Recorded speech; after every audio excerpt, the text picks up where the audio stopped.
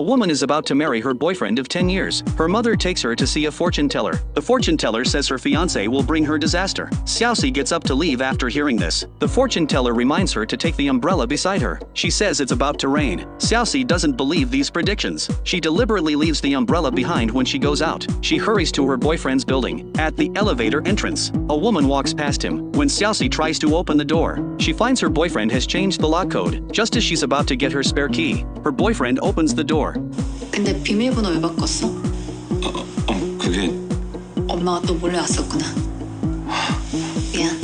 Xiaoxi gives her boyfriend breakfast and then goes to work. A colleague calls to tell her there's a 4.9% chance of hail. Xiaoxi thinks the probability is too low and ignores it. Soon after, heavy rain and hail begin falling. The severe weather causes huge losses for farmers. Fruits ready for harvest are knocked to the ground. Even planes are damaged by the hail. The Weather Bureau director checks the data. He discovers the system had issued warning signals earlier. He criticizes the supervisor for being irresponsible. Xiaoxi tries to explain, but the supervisor takes responsibility alone. It turns out the supervisor had felt unwell when preparing to report earlier, so Xiaoxi had made the decision on her own. Xiaoxi's boyfriend tells the director that reporters are waiting downstairs. Since he needs to meet with higher-ups, he arranges for the supervisor to handle the reporters. As the supervisor gets up to go downstairs, he suddenly feels sharp chest pain. He collapses immediately. After the supervisor is taken away by ambulance, Xiaoxi has to replace him at the press conference. On the way, Xiaoxi sees her boyfriend chatting with someone else. By the time she reaches her boyfriend, that person has disappeared. The director returns to the office and tells everyone the supervisor had a heart attack. He won't be returning to work anytime soon. He puts Xiaoxi in charge as acting supervisor. Xiaoxi feels even more pressure. She declines to attend a previously planned class reunion. The next afternoon, Xiaoxi notices something unusual on the weather maps. Her sister calls saying the wedding banquet deposit hasn't been paid yet. Her boyfriend's phone is also unreachable. Just then, the director brings people in for a meeting.